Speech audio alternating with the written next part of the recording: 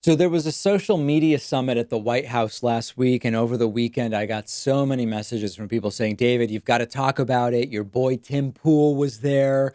It was really this hilarious comedy of errors. It was punctuated most hysterically, actually, by Twitter not only not being invited to the social media summit, but Twitter's platform actually went down during the summit and became inaccessible. So nobody could tweet about what was going on as it was happening for a whole bunch of the time because Twitter was down. I mean, it's seriously the stuff of legend, but let's actually let's break it down piece by piece a little bit. So, first of all, the entire premise of the summit was that Donald Trump believes that conservative voices are being targeted and silenced by social media. It's not just Donald Trump who believes this. There's a huge contingent of the right that believes that conservative voices are being targeted and silenced by Twitter, by YouTube, by Facebook. They're all left wing as far as this conspiracy theory goes. And Donald Trump reportedly told the room of people such innovative and amazing insights as, quote, "Some of you are extraordinary. The crap you think of is unbelievable."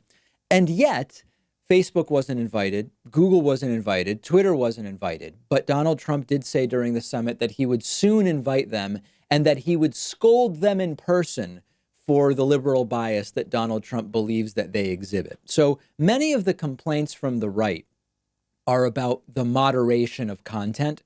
But of course, the attendees to the summit itself were required to submit their questions in advance of the social media summit if they wanted to say anything. Independent journalist Tim Pool, who I've interviewed and know personally, was one of the invitees, and he posted some hilarious stuff from it, including these oversized boards with definitions for words like shadow banning, doxing, deplatforming, and demonetization, which the sign for demonetization describes as preventing people from earning money for their content based on political viewpoints of platforms, which of course we have widely debunked. The YouTube demonetization that's going on and that is affecting us and the deprioritization of our content on YouTube. I have not seen any evidence that it's politically biased. And what if I thought even remotely that that was the case, I would be saying YouTube is deprioritizing and demonetizing left-wing content like mine. But that would be dishonest. I don't believe that that's the case. I don't believe that what's going on is politically biased. It appears to be biased against independent creators and towards legacy, establishment, corporate creators on the basis of just being safe for big brands to advertise on. So we've talked about that already. That's another joke.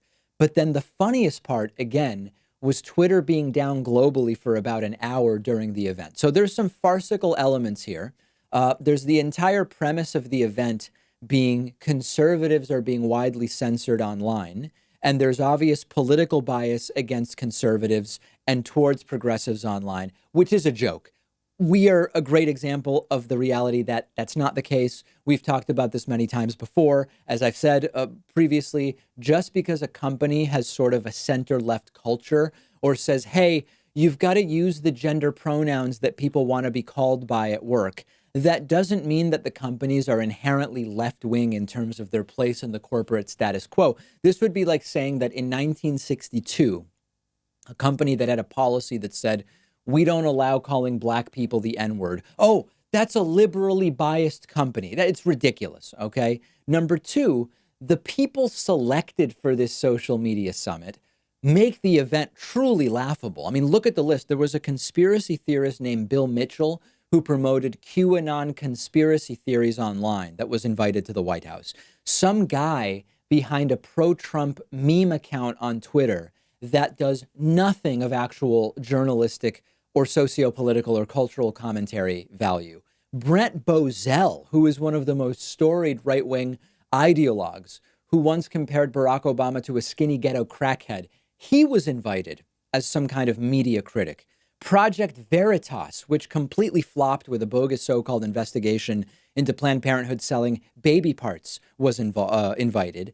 And then a smattering of more established right-wing groups. I'm not mentioning everyone, but I think you sort of get the gist of it. So to say you want to figure out social media and then you invite a range of basically whacked out conservatives to centrists, it's terrible. I told Tim Pool, we were chatting before the event, and I said, Tim, It would be really great if you showed up and you said to Trump, hey, we really should have had progressives here. If you can even, by the way, get yourself on video mentioning you should have had David Pakman here, we would obviously play that on the show. That's just my personal bias. But in any case, say something about the total lack of political diversity here, other than going basically from the center to the extreme right.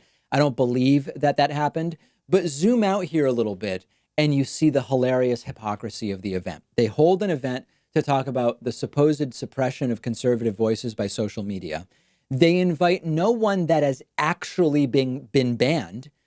They suppress even center-left voices, never mind progressive ones, and they demand that everybody submit their questions ahead of time, effectively putting in place the same type of moderation that they criticize. The right won't even understand the absurdity of this, but this is sort of like the joke that's no longer funny. This is weaponized ignorance, as I've been saying, and it's inside the White House. The White House, in this case, is the source of it, rather than just the place that is unable to deal with what it is that is going on out on social media and on the internet. So I couldn't tell you one thing that was gained from doing this other than seeing the just the hilariously inaccurate way in which the White House claims to understand or interpret what it is that's going out there on social media.